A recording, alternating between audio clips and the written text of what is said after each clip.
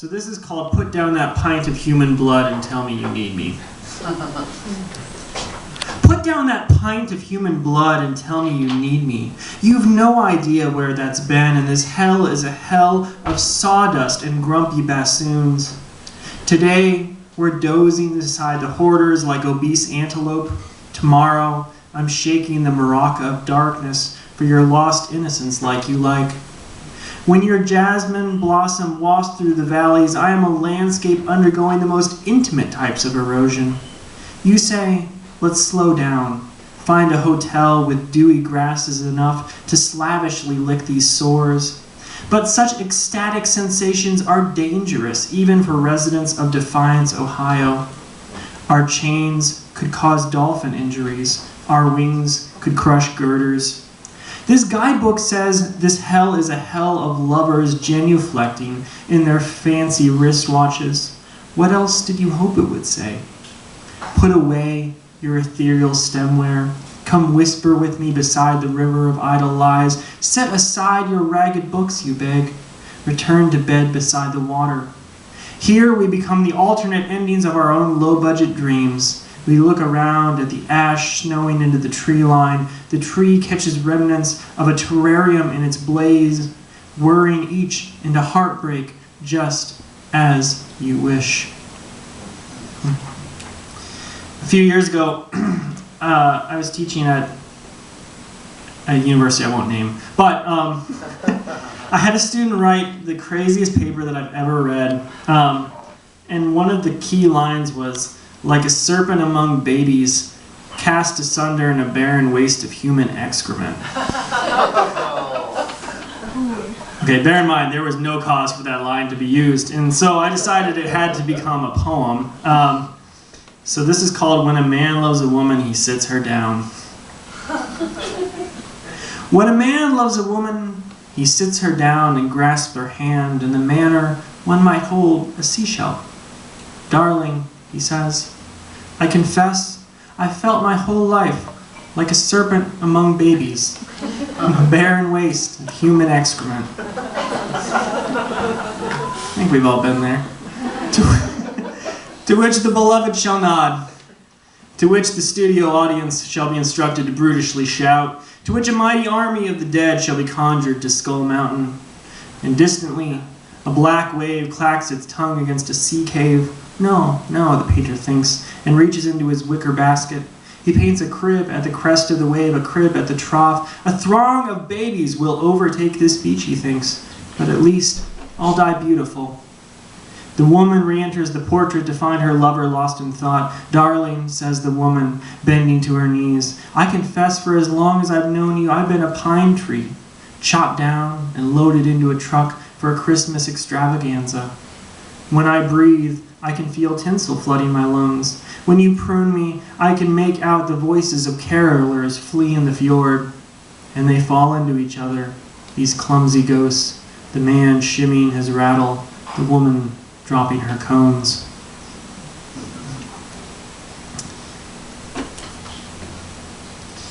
We'll do a different one. This is in the voice of a tour guide, and the tour is going to get pretty weird. This is called I'd Like to Take a Moment to Honor the Ordinary. So imagine that I'm your tour guide leading you through this particular place.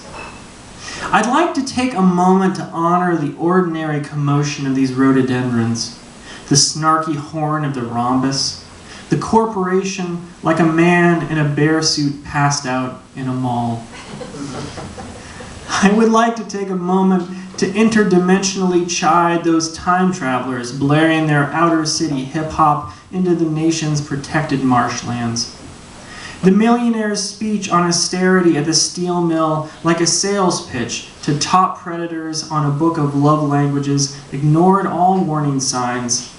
The fierce snarls, the worried glances from Wikipedia, vertical lakes drummed inside your iris. I'd like to take a moment to honor the following love languages: gift given, horse thieving, affectionate deck swabbing. Anyone joining us from the underworld is now invited to sex the beloved. Then, this tour will continue to the gift shop before bursting like an intestine of the sun. So this is a true story. When I was in college, I had this like documentary film class that I was taking, and during it, the professor decided to show us Triumph of the Will. Does anyone know what Triumph of the Will is?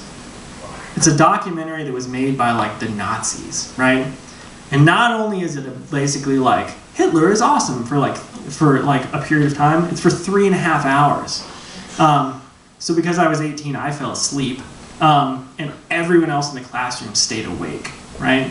And when I woke up, they were so mad at me because I was the only one who had missed everything, and really, there's no sound, so you pretty much get the idea from the first thing. So this is a story about that, and it's told in the voice of a film director looking back on his life and recalling things that have happened. So this is again where we're headed. It's called "In This Scene, My Co-Pilot and I Crashed the Moon Buggy." In this scene, my co-pilot and I crashed the moon buggy into the Cretaceous period. Listen to the way I soften my O's when I scream into the headset, "Houston, we have a prehistoric problem."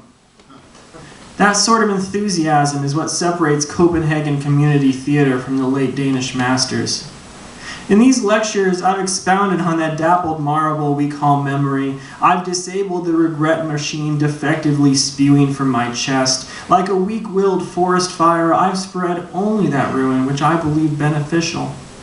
Once, as a student, I fell into a deep sleep during a public showing of Triumph of the Will. Asleep through the deafening marches, iron eagles crowding the lenses, asleep through the next 2 decades, until a loose chandelier collapsed, rousing me.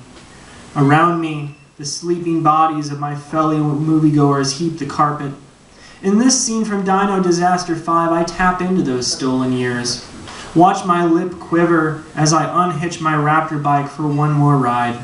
As I deliver the titular line, "This ain't no time spill, it's a dino disaster." The tears, you see, are real. The ghosts moonlighting in the camera's cavernous afterglow.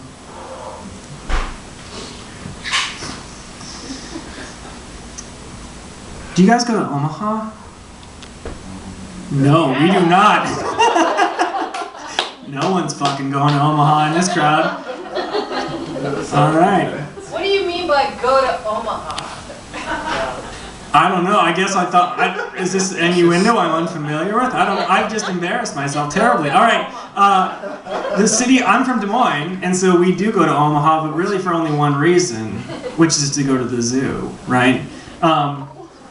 And so, steaks? That person goes to Omaha. Okay, all right. So you should have fucking spoken up earlier.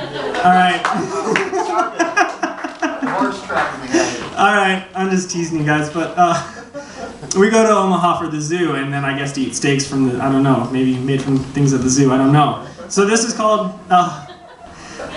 Omaha, what besides animals on loan can you offer?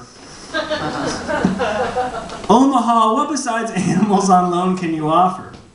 Eric's extreme body shaping mobile meth kitchens? Your suitors prefer the fakest names, Taniel, Tessica. They don oversized yellow hats like this pasture isn't a place of business, but they have another thing coming, Omaha.